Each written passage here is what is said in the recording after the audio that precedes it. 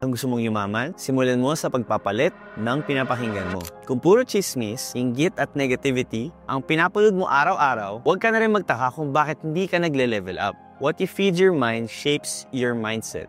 Ang content na pinapanood mo, mga taong lagi mong kausap, mga advice na pinapakinggan mo, lahat yan may epekto sa'yo. Hindi lang sa mood, kundi sa diskarte mo din. At lalo na sa decision making mo. And you know what's worse? Pati sa income mo. You become what and who you consume. Kung araw-araw mong kausap ay puro reklamo na lang, takot sa negosyo, or galit sa mayayaman, guess what? Mahawa ka. Try mo i-audit ngayong linggo. Kanino ka lagi nakikinig? Anong content yung laging nakasave at sinashare mo? Kapag puro hugot, drama, or rant, di yun lang din nasa isip mo. Paano ka gagawa ng business strategy kung utak mo is punong-puno ng stress? Protect your energy like you protect your bank account. Kasi kahit anong galing mo, kung mali ang environment mo, hindi ka uusad. Kaya kung gusto mong yumaman, simulan mo sa pagpapalit ng pinapakinggan mo.